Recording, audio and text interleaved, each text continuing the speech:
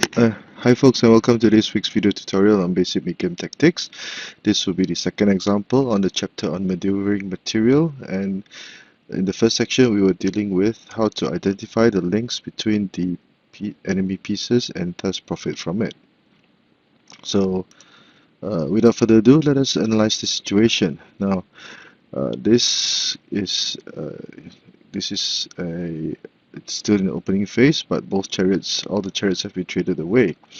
It appears that the situation has calmed down, but let us see how Red would maneuver his material, use the tactic of one of the 36 stratagems called making a sound in the east and then striking in the west, or 声东击西 in Chinese, to provoke a confrontation and gain a winning position. Now, an initial analysis of the board will show that Red will have 2 cannons, 2 horses, 5 pawns, and a full guard. Black would have identical material, 2 cannons, 2 horses, 5 pawns, and a full guard. Now, comparatively speaking, the red horses have open lines for development, whereas the black horses have trouble developing because black would have to say like push p9 plus 1 to develop this horse, and this cannon is attacking or threatening the horse in the same file, which is protected by the cannon over here. So how would red play this position? First of all, he will start by sacrificing the pawn. Now, black must capture the pawn, otherwise if a pawn were allowed to cross the river, red's strength and attack would increase significantly.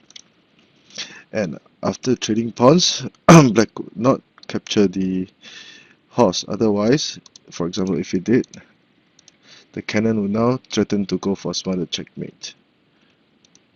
So red would be in a losing position instead. So after trading, red would make a very nice sacrifice by playing p3 plus 1. Now this is a very powerful sacrifice because once this move is played, red will have the option of playing h2 plus 4 to threaten the cannon, which cannot leave this line, otherwise the red cannon will capture the horse. So this is what is meant by identifying the links between the pieces, the enemy pieces for this section. So in the example, p7 plus 1 was played, but the authors mentioned that perhaps a better move would be to play h3 plus 4 and counter-sacrifice a pawn, which will result in an even situation because both colors would then capture an elephant and it could still be anybody's game for the guessing. Unfortunately, in the example, p7 plus 1 was played. Red immediately played h2 plus 4, threatening to capture the cannon, forcing it to move away.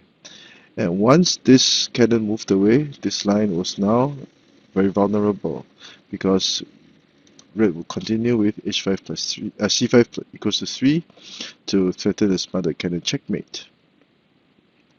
No matter, black cannot move any piece in this line to protect it, otherwise you lose material and the game. So black was reluctantly forced to sacrifice the elephant by playing a5 minus 4. Red captures an elephant at the expense of 2 pawns, which is an okay trade at this point in time.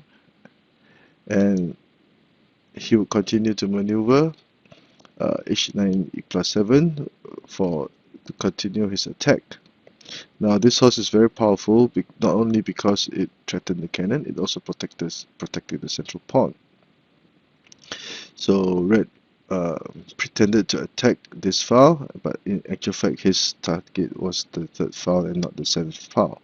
Now at this point in time, red would now have the initiative firmly in hand. He observed the relationships between the black pieces and saw black's biggest weakness and attacked it very nicely. Unfortunately for black, he did not counter-sacrifice a pawn and chose to capture the pawn, hoping to maintain a pawn advantage, which resulted in this very passive position. At this point in time, once the horse is out, red will threaten to capture the pawn, etc. And there will be many options for red to continue. The horse could be developed over here, threatening to capture either pawn, etc. The cannon will also have a threat of c5 equals to 2 after c3 equals to 1 for the checkmate, etc. So at this point in time, it is fairly obvious that red will command the initiative. So I hope this will be the lesson for this week. And if you like the work that I've been doing, please do subscribe to my channel and give me a thumbs up for this video. Thank you.